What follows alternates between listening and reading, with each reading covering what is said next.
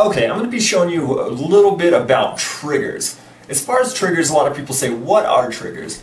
Basically what triggers are these little things that you attach on a drum set, on a snare head, on a kick head. You know, basically they come anywhere from suction cup looking things to you know, straight up embedded things that bore into your kick drum, you know, your head, which is kind of destructive. But you know, tons of different kits out there as far as trigger sets that you can get for pretty cheap. I've seen kits for about 200 bucks, you know, and you get a little more expensive as you go on. But anyways, what a trigger set is basically all it's doing is when you get, you know, whenever you hit a snare drum, that basically gets indicated as a blip on a screen. That's basically being sent into your computer or you know, your interface via, you know, a you know, MIDI input, you know, MIDI chords and such.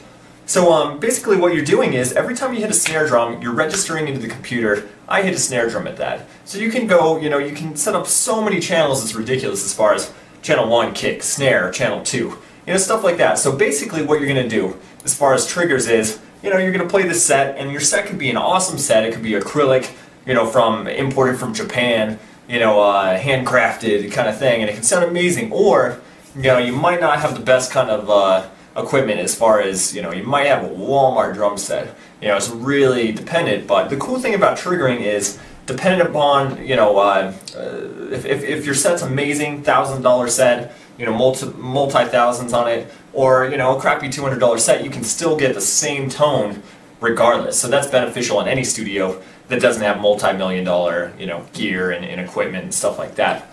So basically, I'm going to show you what triggers are and how they're beneficial. You know, these are all updated techniques that they're doing, you know, in the industry as far as, you know, triggering. In the old days, you would have to take organic kicks and, you know, change it around, and if it didn't sound good, retrack it. So it's a big pain in the ass, waste of time, and it definitely ends up costing you, you know, in the studio if you're a band, spending hours and hours and hours redoing drums and stuff like that. Because, you know, I got to say, a strong song has a strong backbone, and that strong backbone is a drum kit that sounds awesome. So here you go.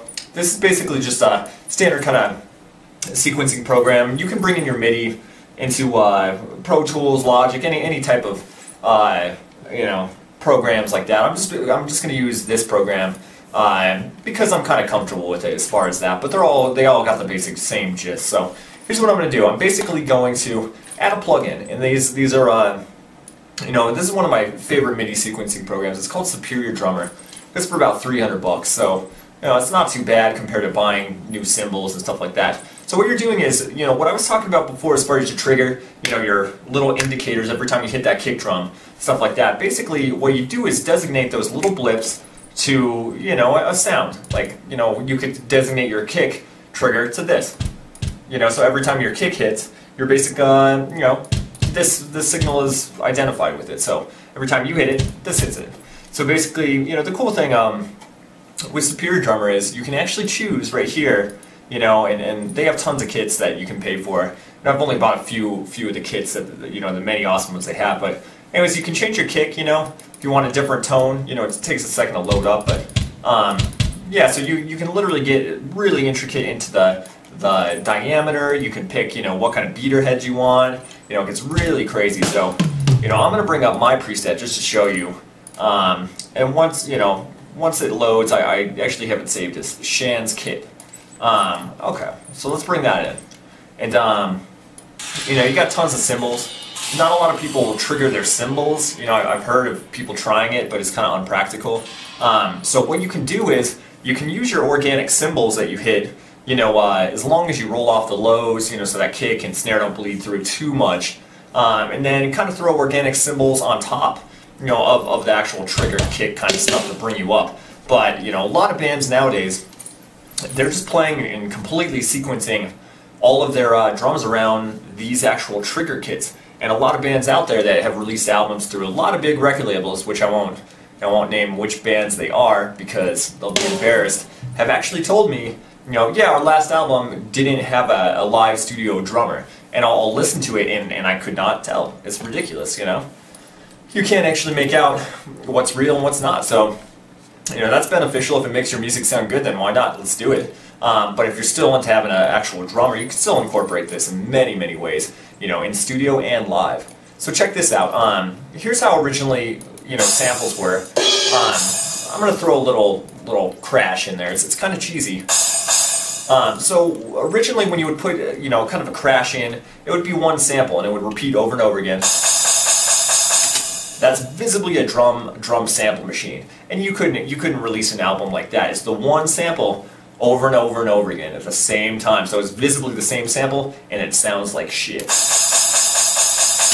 Obviously not a real drummer. So what happened with a lot of these new trigger kits, especially Superior Drummer, which is one of my favorite, is they actually do multi-layering, where instead of having one sample hit, they actually have, you know, a ton of different cymbal hits over and over again at different variations where they layer it on top of each other, and you can't tell. You really can't tell it's these samples on top of each other.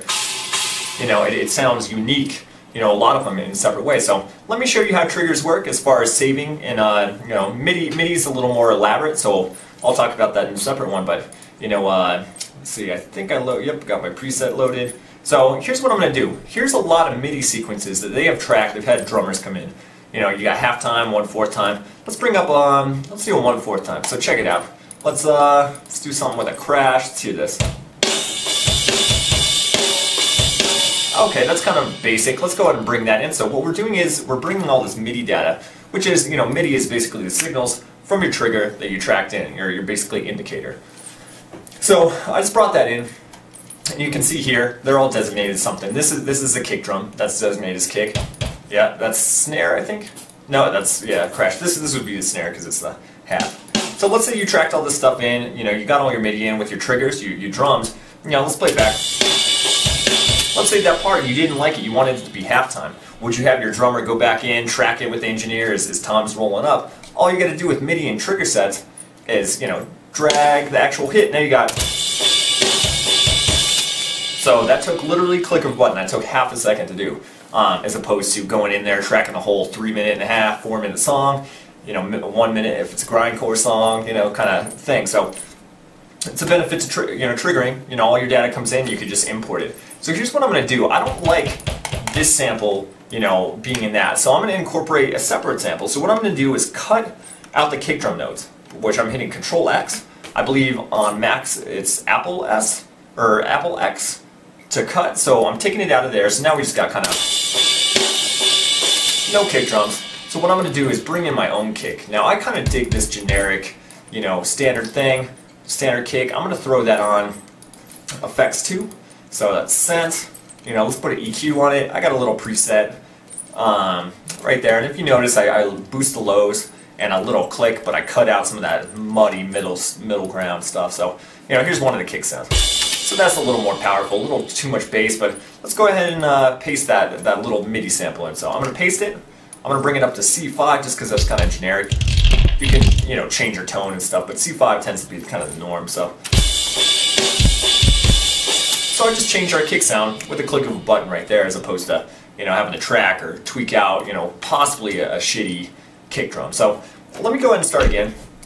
I'm going to cut out that kick, and now let's say, you know, we're going to get into some double bass kind of stuff right here. So I got a lot of double kicks right here. You got solid kind of,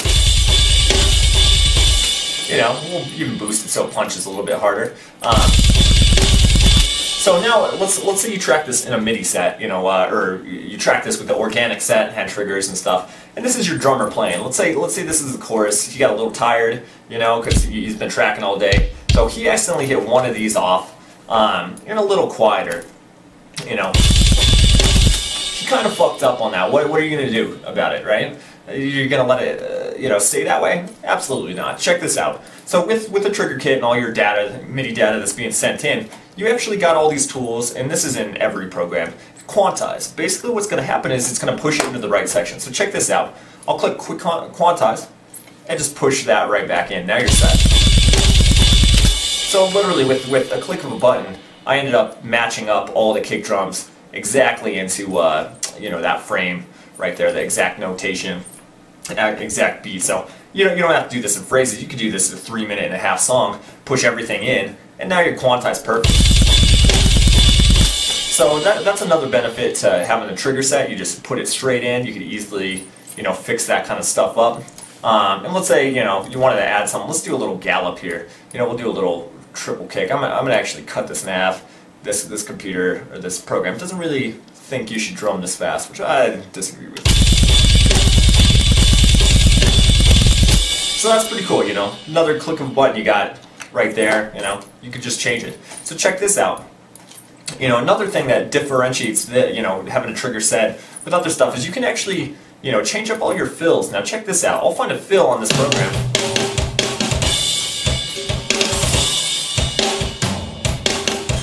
Yeah. So I just drug all that MIDI data in. Now here you go. Once again, I dig my kick more, so I'm going to cut that kick out of theirs, and I'm going to paste it in mine, drag it to C5. Now we got it.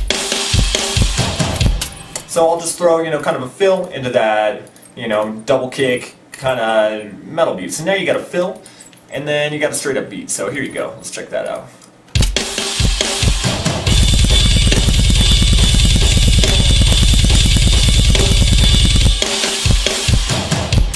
So I mean, right there, you can get real elaborate with this kind of stuff. And there's a lot of presets. Superior Drummer sells a lot of MIDI presets, or you can straight up import your drummer's presets or push some of the tom parts around a little bit. If you didn't dig what he was actually doing. I mean, if you see right here, here's all the you got kind of the. So you could change around anything. So basically, benefits of triggers. Very, very many, compared to the old original way of just retracking it. And I hate to say it, but be wary. A lot of engineers out there, especially the old guys, don't really like doing new stuff, or they kind of like racking up, your cost. So if you're an engineer, maybe you don't want to have triggers just to make some extra cash. But if you are a band or somebody that's digging the new kind of style of metal, then you have to move into triggers if you're going to do anything beneficial and stay on kind of the innovative edge. But that's basically what a trigger set is.